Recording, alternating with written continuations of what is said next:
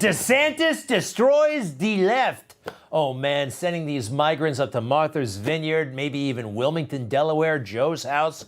It's brilliant. It's necessary. It's good policy and good politics. I love it. The guy is totally on fire. He's totally right.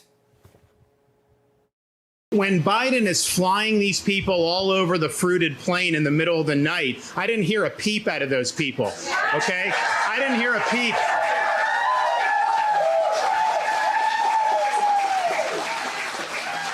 I haven't heard a peep about all the people that have been told by Biden you can just come in, and they're being abused by the cartels. They're drowning in the Rio Grande. You had 50 that died in some shed in Texas. I heard no outrage about any of that. I haven't heard outrage about all the fentanyl that's come across the border that's killing Americans in record numbers. I don't hear outrage about the criminal aliens that have gotten through and have then victimized people, not only in Florida, but all throughout the country. I didn't hear any outrage about that. The only thing I hear them getting upset about is you have 50 that end up in Martha's Vineyard. Then they get really upset. He's totally right on every count, all right? You know, that was in response. Somebody said Hakeem Jeffries, a member of Congress, called him a human trafficker. More on him in a moment. But everything he said was right. Number one, Biden has been sending migrants all over the country in the middle of the night. A lot of them have been landing right outside of New York City in the middle of the night. Total lack of accountability to the press, to the public. They were sneaking them. They are sneaking them all over the country. What Mr. DeSantis is doing is, well, it's above board. It really is. It may be infuriating the left, but why didn't these incidents infuriate the left, okay? Let's go through some of them. You may never have heard of this, but it actually happened not long ago. Did you know on September 3rd, 13 migrants died trying to cross the Rio Grande? This happens all the time. 2 children drowned in the Rio Grande River, August 24th. July 24th, 17 migrants dead, found in the water by Bahamas trying to get to the United States. June 28th, 2022, 51 migrants abandoned in a truck. Remember that? Some of them children, dead. How about 55 migrants just near the border, Texas? They died in a horrible truck crash. They were all jammed in the back. Any outrage, any mention of these matters? August 4th, 10 migrants dead in a truck smuggling crash. Again, this happens all the time. It's so unbelievably routine. How about the drugs? In Del Rio, Texas, this month, $11.9 million worth of methamphetamine seized. July 15th in California, 100 pounds of fentanyl pills. 100 pounds? That could supply half of California for about a week. Overdose deaths in 2021, by the way, up 15% over 2020. And don't forget our brave men and women in uniform. Some have died, some heroically.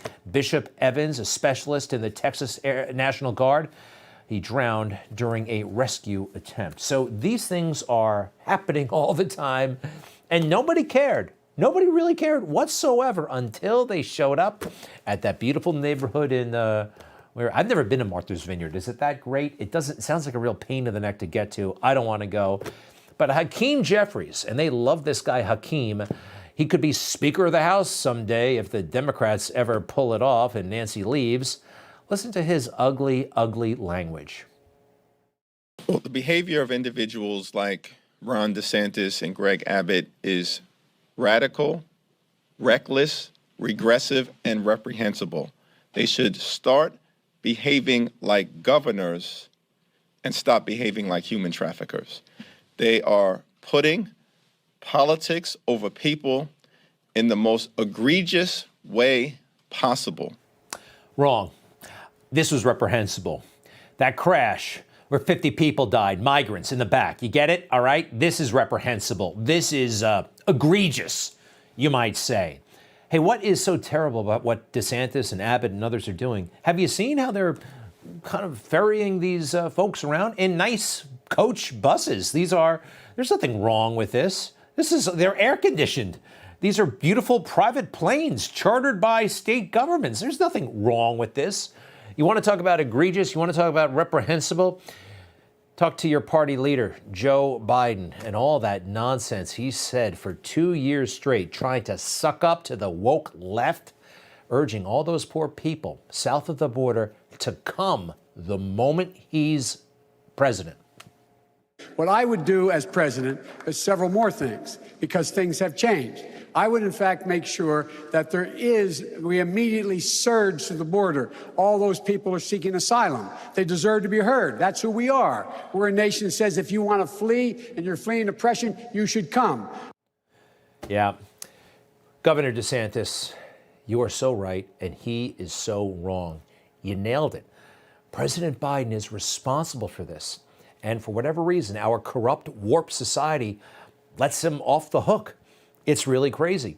Have you seen the media in Delaware, by the way? This is the story of the century, that a handful of migrants might be showing up in the president's hometown.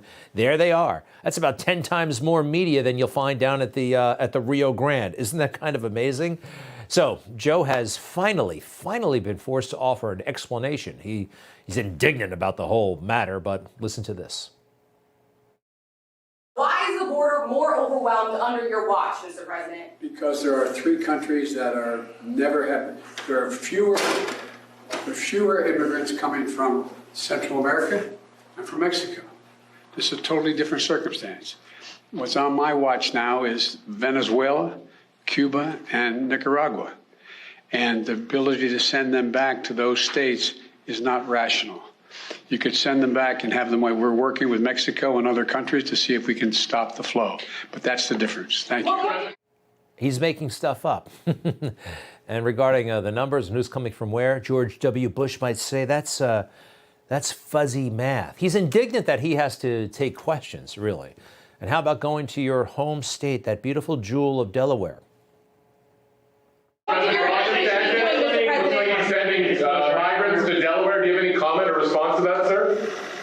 He should come visit. We have a beautiful shoreline.